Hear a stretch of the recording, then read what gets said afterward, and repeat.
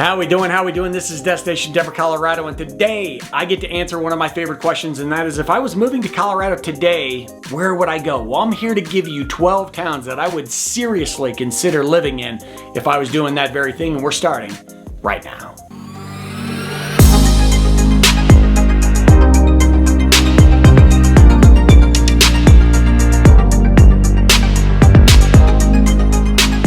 This is Destination Denver, Colorado. I'm your host, Jim Everett, and listener. If you're interested in learning all the ins and outs, pros and cons to moving to the Denver metro area and Colorado Front Range, this is definitely the channel for you. And as much as I try to be informative here on camera, I'm also a licensed mortgage broker covering the entire state of Colorado and team with some of the state's most talented realtors. And we love helping people like you move to this beautiful state of ours. So the number and email you see on your screen, know that I am always the person, answer your phone calls, answer your texts, answer your emails, there, winning if you need me. Now that we're done with that fun-filled stuff, let's get to what we're here for, and that is, if I was moving to Colorado today, here are 12 towns I would seriously consider living in. All right, so very quickly, this list is in no particular order. These are all just towns that I would consider genuinely living in if I were even to move today. So having said that, we begin randomly with Broomfield, which I think is perfectly located between Boulder and Denver without having to live in either one. So you have roughly a 30 to 45 minute drive, depending on where you are in Broomfield, to get to those towns, but you have quick access. Broomfield, along with being well located, filled with some great master plan communities that includes Anthem and Arista, among others. A lot of the construction there started in the 90s into the 2000s. A lot of new construction in newer neighborhoods to this day, but you certainly have some history to it as well. So because Broomfield is not only a city, it's also its own county. So that means certain things, like some of those constructions for homes, are done faster. As far as schools, going to be popular there as well because it is covered by the Boulder Valley School District and Adams 12, or at least parts of Adams 12, both highly rated school districts throughout Colorado.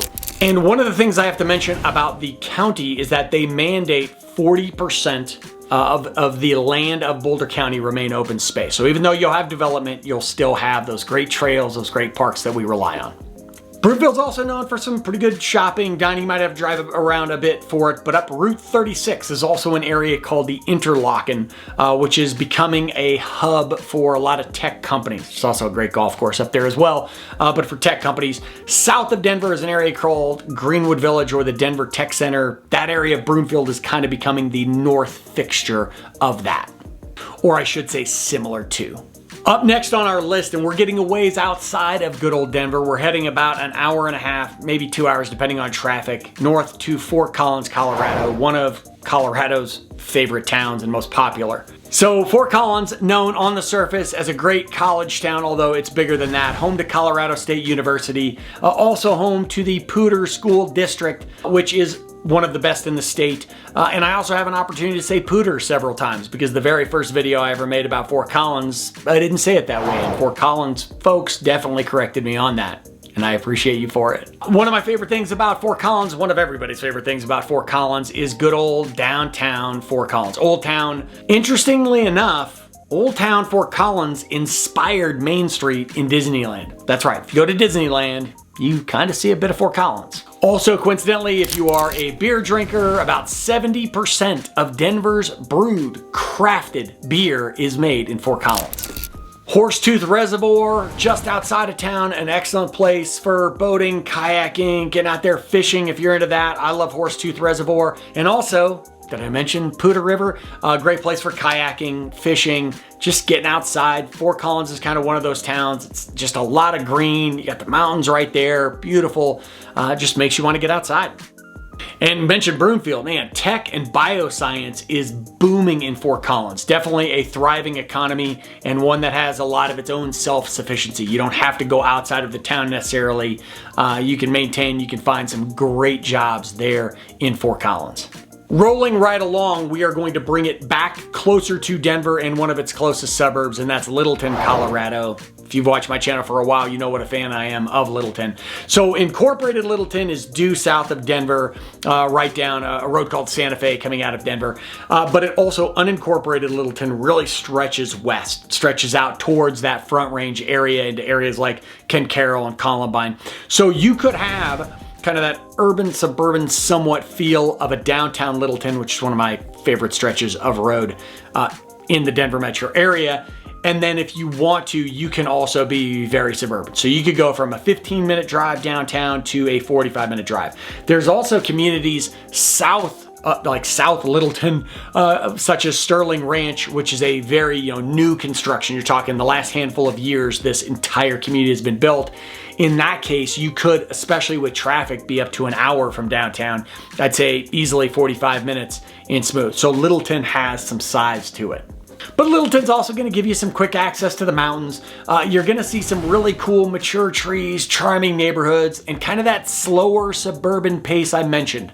Littleton Public Schools are A-rated, for the most part, again, a highly regarded school district there in Littleton. And you got some really great parks, including access to Chatfield State Park and Roxborough State Park. Roxborough, especially in the summertime, looks like something out of Jurassic Park. It's just gorgeous. And I mentioned downtown Littleton, historic Main Street, just a lot of local mom and pop shops, different things to explore. Great place to spend a day. Within the communities of Littleton, you will see some new construction, but you'll also see some neighborhoods that were built in the 60s. You'll see some old ranches. You'll see some new builds. You'll see some custom homes up in the mountains. A lot of variety there. And a couple of the more popular shopping areas, including Southwest Plaza, where you just hang out as a kid when I was probably supposed to be in high school somewhere reading books or something.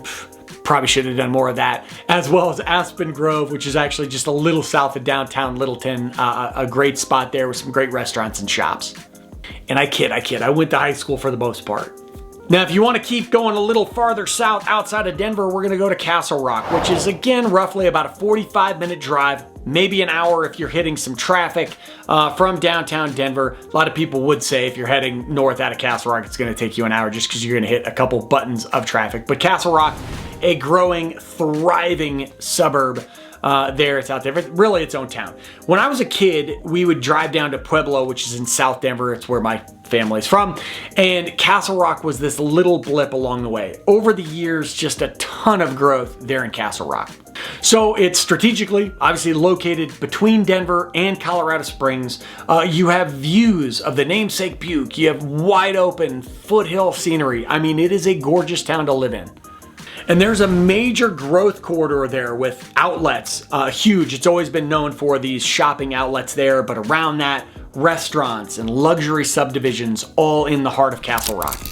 Castle Rock is served by Douglas County School District, A-, the most recent niche.com report that I saw, but changed all the time, but typically one of the, again, high-rated school districts in Colorado.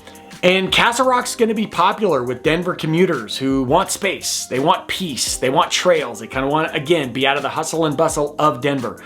Home to the Meadows and Crystal Valley. These are booming and family-centric amenities there in Castle Rock. And then you have close by Castlewood Canyon State Park and Miller Activity Complex. These are huge draws. Miller Complex is sizable. So Castle Rock, one of the more popular communities that you are going to find. Up next, we go to one of the most popular, the second most populated cities in all of Colorado, and probably tops for military members watching, and that is Colorado Springs, Colorado. Located, again, I'd say roughly about an hour and a half south of Denver. We just kind of use that as our hub. It's our most populated city and our capital. So Colorado Springs. So again, Colorado Springs, as I mentioned, military, family friendly, outdoor obsessed. That's the type of community you're going to there. Several military bases we'll get into. Home to Fort Carson, Peterson, Shriver Air Force Base, or Space Force Base. Home to the Air Force Academy. A ton of military, not just active, but a lot of veterans. It is consistently voted one of the best communities in the entire nation for military families. Colorado Springs will be popular for a lot of reasons, among them the fact that they have a lower cost of living than Denver with similar access to a lot of nature. People who still want to get to the mountains and enjoy that. Hiking trails galore. There in Colorado Springs, you'll have Garden of the Gods. It's one of the most iconic spots in the state. You have Cheyenne Mountain Zoo, which is literally carved into a mountainside, and probably one of the most underrated zoos I have ever visited. There in that area, you'll have schools like Cheyenne Mountain and Academy 20, top tier, typically, again, routinely highly rated. And then you have this downtown revitalization that is occurring there. Colorado Springs is obviously not, the big city. I mean, I say the big city that Denver is. Not nearly the size that Denver is. Hang tight, my New Yorkers and Chicagoans who are judging me for saying Denver's a big city. But a revitalization there in Colorado Springs, more to do, more to get to. So again, having that city without necessarily being in a city. And I know I mentioned the Air Force Academy is there. I mean, they don't have a Navy base. We keep trying to figure out how to pull submarines into Colorado. It's tricky.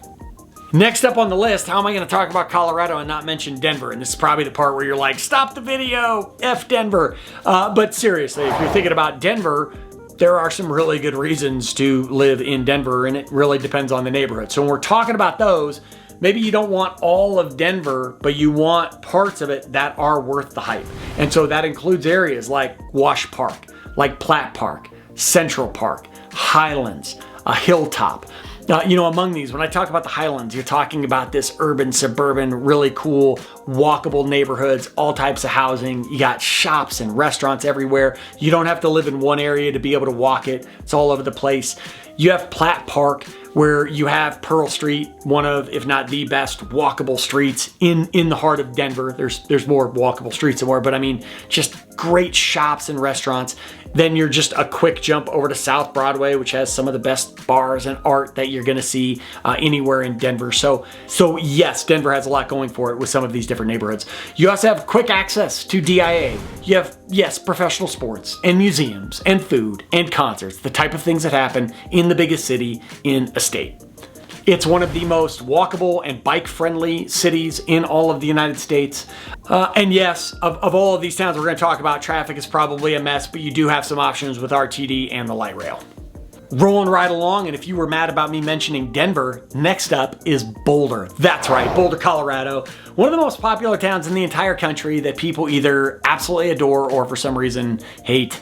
But Boulder is the quintessential high price, high reward. When you come over Route 36 driving into Boulder, you see its beauty, you see the Flatirons. I mean, it's amazing. And I just mean from a pure beauty standpoint. You can't look at Boulder and tell me that it's not a beautiful town. So again, nestled into the Flatirons, Boulder is home to another Pearl Street, as I just mentioned, but the Pearl Street. Again, as far as anything like close to a town, other than mountain towns, the most walkable strip of road in the Colorado Front Range.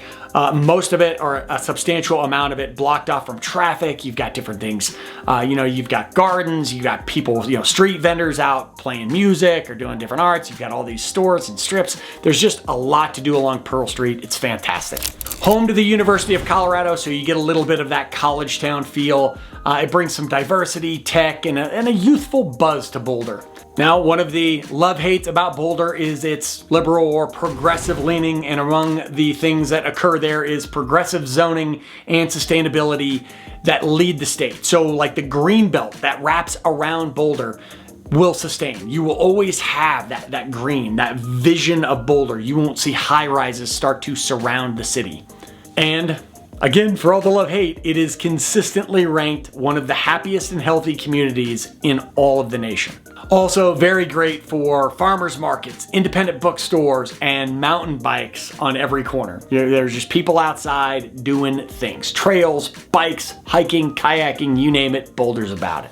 Next up on the list, number 8, we go to Erie, which is due north of Denver, kind of like a Castle Rock from the standpoint that when I was a kid driving through it, there was nothing there. The only thing in Erie used to be and still is a racetrack, a 3/8 of a mile racetrack that my father would bring me to watch cars go in circles and turn left, because that's what we did when I was a kid. But regardless, Erie is now one of the most rapidly growing towns in all of the United States. Building bonanza going on in Erie. So located between Boulder and Broomfield with lower prices for newer homes, Erie has a small town charm, but it's growing and you're having more walkable, you got a little walkable downtown, putting some things together there, so a very interesting community to consider. As far as schools, you have the option between St. Vrain and Boulder Valley. Erie is filled with new parks, splash pads, community events. It's really a community that they're trying to make as family friendly as possible. And one of the things that I've noticed going to Erie is because of its location, you just seem to have this picturesque view of the mountains no matter where you go in this town. It seems like every new build has this great view of the mountains. Filled with golf courses and bike paths and a new retail roundout, this is one of the biggest value plays potentially nationwide. Erie is at a point where it's just starting to catch its stride, and it is rapidly growing. For our next one, we're gonna put a couple neighboring towns together and cover them real quick, and that is Lafayette and Louisville. These are towns kind of between Broomfield and Boulder. Very common that people who aren't in Boulder, or maybe they don't want the price point of Boulder, they look towards Louisville and then some over to Lafayette, but towns that just have a lot going for them and have for a very long time. So two separate towns that really have a shared vibe of quirky, clean, and community first. As I mentioned, they're Boulder adjacent, so they have somewhat lower prices, but they still have typically great schools. And again, kind of keeping that Boulder energy, if you will. There's farmers markets, there's breweries, there's bike paths everywhere. They both have historic downtowns with a blend of old homes and some newer infilled homes being, some homes are being knocked down and they're putting some new homes in their place. So you got a nice feel of history and new, or historic and new, if I'm speaking properly. Both towns are gonna have quick access to Route 36. That's gonna take you to Boulder. It's gonna take you quickly down to Denver. Awesome summer festivals and highly involved residents in these communities. There's just a lot going on year round, but I mean, in the summer, they just come alive. There's people everywhere. And you're talking about two communities known for high walkability, lots of parks, lots of trails, again, lots of things to do. People commuting around, whether they're walking or jumping on a bike. A few more to round out our list. We're actually gonna go to beautiful Golden, Colorado, located west of Denver, maybe a 20-25 minute drive from downtown. Now, again, that might depend on what part of Golden. You could be 40 minutes from downtown if you start getting really west Golden. One of my favorite towns. Some people locally call it Baby Boulder. Golden sits in this canyon, just again, one of those picturesque towns, nestled in the mouth of a canyon, direct access to the Rockies, home to Coors Brewery and the Colorado School of Mines, one of the most prestigious engineering schools in the entire nation. And there's just some great things to do in Golden that include heading up Clear Creek Canyon, whether you're tubing it down or you're hiking, walking down one of the trails, going up to Lookout Mountain where you just get this picturesque vision of Golden and the surrounding community. There's just a lot of outdoor enjoyment to be had in Golden. Downtown Golden, walking along Washington Avenue with the Welcome to Golden sign. I mean, it's a postcard. You got the mountains in the background. I'm going to keep saying picturesque. It's one of the most gorgeous sights you're going to see in Washington Avenue. Is a blast. There's so much to do in downtown Golden. Now, as far as housing, there could be a limited inventory, and that does tend to keep demand and prices high. Golden's going to be one of the more pricier communities, especially near that Denver metro area that you're going to find. You know, the history of an old mining town used to be Colorado's state capital for a little while there, so you have that. And then obviously that proximity to Denver, people like the fact that they could still get into the city, but they feel like they're in this cute mountain town as well. I feel like you're still with me. We got a couple left to go. Next up is Superior, Colorado, located very close to Lafayette and Louisville, kind of a triangle there. Superior, little outside of Boulder. So Superior is kind of a smaller town than Louisville and Broomfield with a big upside. It was unfortunately heavily impacted by the Marshall Fire that happened a few years ago, right around the holidays, that burned down a lot of homes. It was truly a tragedy, but there's now a lot of rebuild going on there. A lot of these homes coming back stronger. Excellent trail systems, community parks, and open space there in Superior. Really easy access to either Boulder or Denver through Route 36. So again, a lot of those communities, the Louisville, the Lafayette, the Broomfield, the Superior, they're going to be popular for people who want access to either of those towns. And Superior, again, kind of a reoccurring theme. You have top-rated schools, you have low crime, very popular area for families. It's one of the areas that I get asked about a lot as far as that family-friendly energy to it. And as I mentioned, especially because of the Marshall Fire, a ton of new construction, a lot of it's still in the process. So if it's an area you're considering, I would simply say you may want to jump in before prices really jump with all of that new construction. And Superior is also in the midst of developing their own downtown. Boulder has one, Lafayette, Louisville. Here very soon, Superior will as well. It has some of the elements already. There's businesses open, there's apartments open, but you're gonna see it continues to be built, continue to develop. And as I said, I didn't take this in any particular order, so our last up on the list, but certainly not least, is Longmont, aka Boulder's little sibling. That's not true. So Longmont, located, I'd say roughly an hour north of Denver. Again, that depends on traffic, as it always does. But just a great area, more space, less altitude than Boulder. You have a strong food scene there in downtown Longmont, Main Street. A lot of these downtown areas call it Main Street. Some great restaurants along that. St. Vrain Valley School District covers a vast majority of Longmont. So again, overall, typically highly rated schools there in Longmont. You have new home construction that's still affordable, especially by Front Range standards. You've got some great communities there, including Prospect Newtown, which is one of my absolute favorite areas. Prospect Newtown. If you go to Longmont, make sure you check it out. It's like driving into a little town, a little hub of a town inside the town. Like you think you're just pulling into a neighborhood, but you pull into it's like a time capsule, and all the homes are unique. It's not like this cookie cutter neighborhood. Anyway, I digress. My editor is watching this going like, Jimmy, just keep moving. I kid. Easy access to the Rocky Mountains from Longmont, easy access to Rocky Mountain National Park, Estes Park, and Longmont is like this charming mix of farmland and tech space and breweries.